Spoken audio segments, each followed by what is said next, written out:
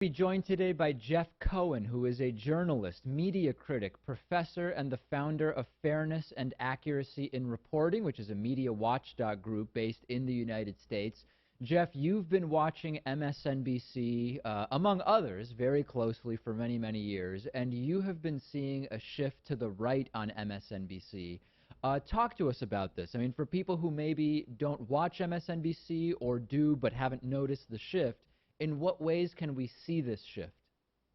Well, first, there was a fluky shift to the left, and people have to understand that about MSNBC, that, I was on MSNBC working on the Phil Donahue show, and I was on the air every afternoon in 2002, 2003. And a few weeks before the Iraq invasion, they fired everyone who was questioning the invasion. And they were at that time trying to outfox Fox. So people should remember that back in the, near the beginning, MSNBC was center right. And their move to the left was somewhat fluky. We were to be replaced by Jesse Ventura. The Phil Donahue primetime show on MSNBC was supposed to be replaced by Jesse Ventura, but they found out that Jesse Ventura was as critical of the Iraq invasion as Phil Donahue. So they paid him millions of dollars never to go on the air. Who ultimately replaced us was Keith Olbermann. And Keith Olbermann seemed to be a hawk. He was supportive of the war. The invasion of Iraq was going on. And something happened in 2005, 2006, where Olbermann turned against Bush. Bush's popularity was decreasing, and that's when they made a left turn. So people have to understand that when MSNBC became liberal, it was somewhat of a fluke. It was because their primetime host, Keith Olbermann, moved that way, and the ratings soared. But they've never been, in my view, a progressive network, because it's hard to be progressive when your owner is General Electric, and now their owner is Comcast, one of the major foes of net neutrality. Yeah, I mean, I've been sort of talking about this for a while, in the sense that when you look at Fox News and MSNBC, many people think of them as truly opposites, but in reality, you're talking about two very similar corporate media entities, one of which has sort of editorially been very clearly on the right, and another one which, as you sort of suggest, has been lukewarmly on the left. But really it's a very similar structure in terms of how these businesses are operated, is it not? Yeah, I think you've just made an important point. They're both corporate owned. They're both corporate controlled. On MSNBC, you're not going to see criticism of the Democratic Party leadership on those issues where the Democratic Party leadership and the Republican leadership are in alignment, like on all these corporate-friendly trade deals, or the expansion of the warfare state, or the surveillance state. Remember, MSNBC hosts, the alleged liberals, were just savaging Edward Snowden for being a punk, a coward, unpatriotic. And that's, again, because the Obama leadership was repressing whistleblowers who exposed the surveillance state. So I think the way your question was phrased, I mean, Fox News is way off on the far right, and MSNBC is sort of the left wing of a corporate spectrum. And that corporate spectrum is basically one small step to the left of center, all the way to the far right. In the mainstream media, your political spectrum isn't like what the country is. The mainstream media has a corporate spectrum that goes from center to right, from GE to GM, General Electric to General Motors.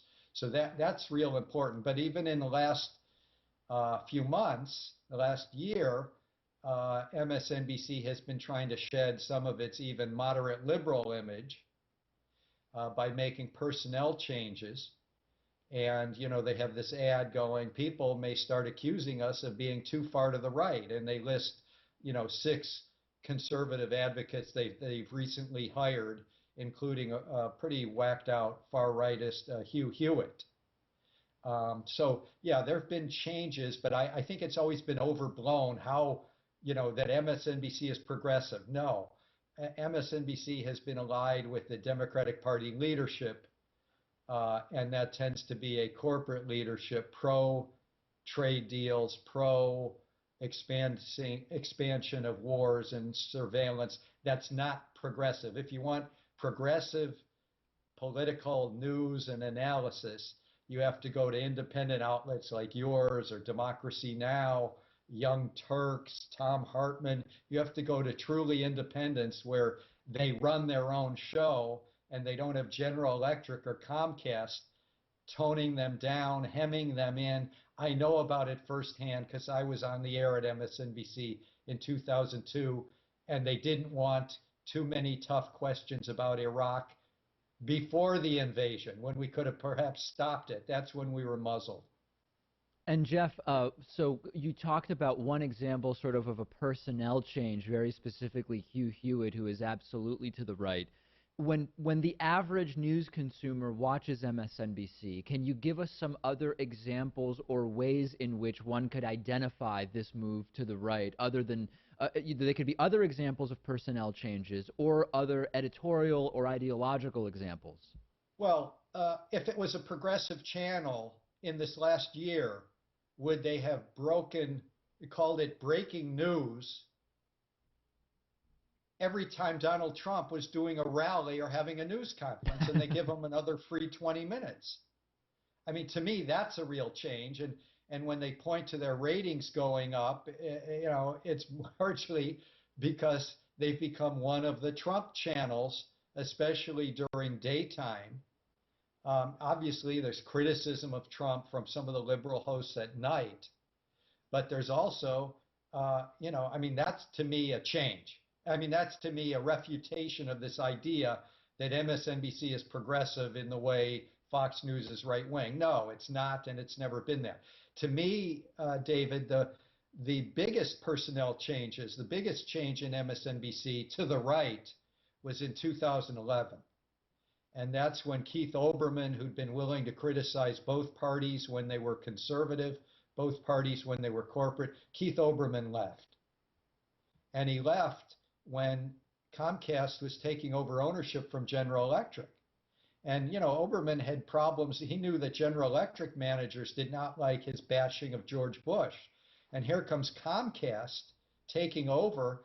And Keith Olbermann had been one of the clearest, proudest advocates anywhere on U.S. television for net neutrality, and now his new boss was going to be one of the major foes of net neutrality, and Olbermann left. And then a few months after that, in 2011, Cenk Uygur of the Young Turks was gotten rid of. Why? Because he was critical of the Democrats when they were corporate. So I think that's the biggest switch, was 2011. And right now, it's just, it's more a public they've hired a bunch of right-wingers to be analysts. But to me, it's been going pretty much too soft, too downhill. At most, you could call it corporate liberal or democratic liberal, but you can't really call MSNBC in recent years progressive. And this sort of comes down to sort of establishing false bounds for the debate, right? I mean, you can sort of imagine a very wide spectrum of the possible range of views on a particular issue. Like, I'm thinking back to coverage of Occupy Wall Street, for example. Yep. And within that, it seems corporate media establishes what are the acceptable bounds of debate. So to stick with Occupy Wall Street, you had those who say these are dirty communists, socialists, and they're bad. And then you had those who said these are not bad people and income inequality is a problem. And it sort of ignored the broader debate, which is, can we seriously analyze areas in which maybe capitalism has failed us, which could have been a really great debate to have, but it was sort of outside of the establishment bounds, wasn't it? Yes. I think what you just said is, it's sort of how mainstream media establishes acceptable debate. And, one way to change that would be to bring on a lot of the leaders and activists from Occupy Wall Street, but they didn't appear on a lot of stations, and including MSNBC. But I think the key is Occupy Wall Street was in many ways a movement, I'm glad you raised it, against both parties and against President Obama as well. And President Obama like Hillary Clinton today, they're pretty cozy with Wall Street. And that's a problem. But it's not a problem you're going to see addressed on MSNBC. I think part of the reason that MSNBC's been struggling in ratings prior to the Trump phenomenon is that you can't really get ratings if a lot of what you're doing is sort of apologizing for or justifying a status quo that is so unequal.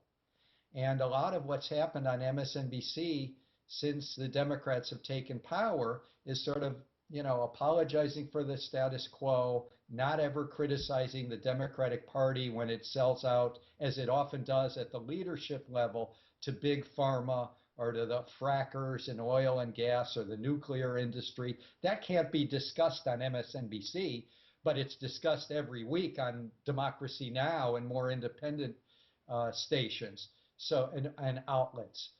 So I think part of the problem is that if you see yourself as allied with the leadership of one of the two major corporate dominated political parties, you really can't be progressive. And that doesn't get you ratings to seem to be an apologist for the powers that be. And, on Rachel Maddow, you'd see her attacking wacky Republicans. And here's what some state senator for the Republicans said in Iowa about rape or about choice, or that becomes a little tiresome. And I think that a lot of the viewers and listeners, and this is what I teach at Ithaca College in the journalism department, is, independent media are booming because they don't have these narrow strictures where you have to sort of, let's avoid pointing out that what Obama's doing is, and his alliances with Wall Street are not that different from the Senate Republicans. That's the kind of information that the U.S. public is hungry for, and you can get it in independent media, but you don't get it on MSNBC. And to me, the worst moment for MSNBC in recent years is when one host after another was savaging this brave young whistleblower who educated us so much about the surveillance state, and that was Edward Snowden. And there was a choice. A progressive channel and progressive journalists were sort of, are generally thrilled with whistleblowers, were supportive of Snowden, and Snowden was utterly savaged by Joy Reid on MSNBC, by Melissa Harris Perry, by Ed Schultz, who repeatedly was calling Ed Snowden a coward and a punk. So, I mean, Snowden to me was a real example of the limits of corporate liberal media or democratic liberal media. Jeff Cohen, journalist, media critic, professor, founder of Fairness and Accuracy in Reporting. Jeff, always great to have your perspective. Thank you, David. Talk to you soon.